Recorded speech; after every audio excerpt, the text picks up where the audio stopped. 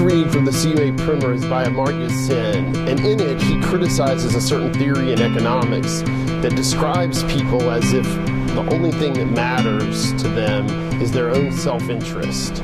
He criticizes that theory by saying it treats people as if they're social morons. Now, I'm going to talk about how people are capable of being more than social morons, better than that. But I want to begin by admitting that, yeah, sometimes we are social morons, so sometimes we're only concerned about our own self-interest. So I'd like to illustrate that point with a story about how I was a social moron once. I was at this party with my girlfriend at the time, and she was getting kind of tired, and she was propping herself up because she'd been standing around talking to people.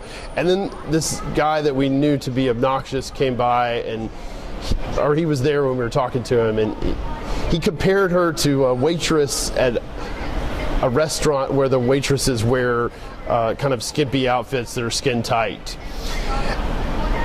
And so I didn't really know what to do. It was kind of a shocking thing. You know, I didn't know how to handle it, and I wanted to fit in and be cool, so I laughed at him. And I mean, it was sort of funny, but then later I had to admit that I hurt my girlfriend's feelings, and I apologized to her and asked her forgiveness, and she was very kind to forgive me. So all of us can be social morons at times, but we're also capable of being better than that. And so a better theory would describe human beings in terms of a richer conception of happiness than self-interest. So this issue makes me think of three questions. And the first one is whether happiness for human beings is something more than just getting what we want. It seems that some things that we want are good for us and other things we want are bad for us, and that big picture long-term happiness would be something that made us flourish or thrive. Therefore, some of the things we want could get in the way of that thriving, and some could help us thrive. One example of a noble pleasure is chocolate. Now, I love chocolate. A certain amount of chocolate in my life can give me a lot of joy and keep me motivated, and some varieties of dark chocolate even have antioxidants in them that can keep me healthy.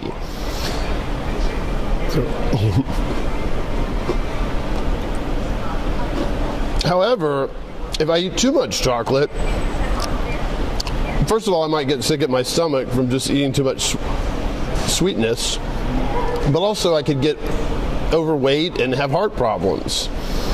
So chocolate in the right amount is a noble pleasure, but in a really crazy excessive amount, it's not a good pleasure. A second question that I think about is whether it makes sense to talk about long-term big picture happiness at all.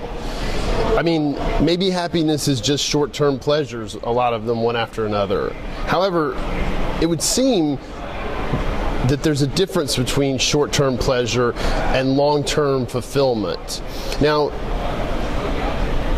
a good life of happiness can be filled with a certain amount of short-term pleasures like chocolate, but there's just some things that chocolate can't do.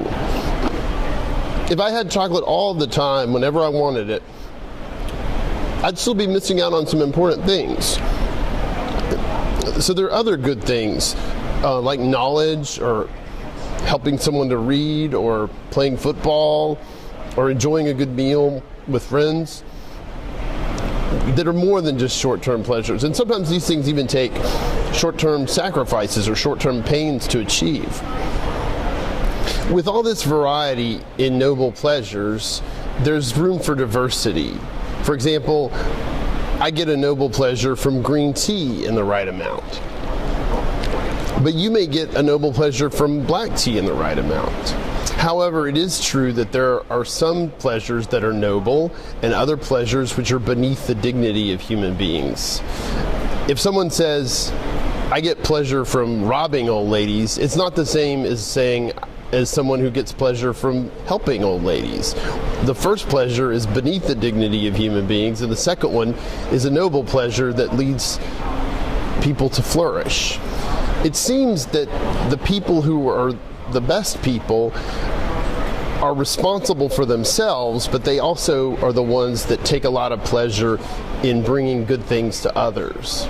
The third and final question that I think about is whether long-term big picture happiness for one person can include good things for others. So while it is true that sometimes we act like social morons, we're also capable of something better.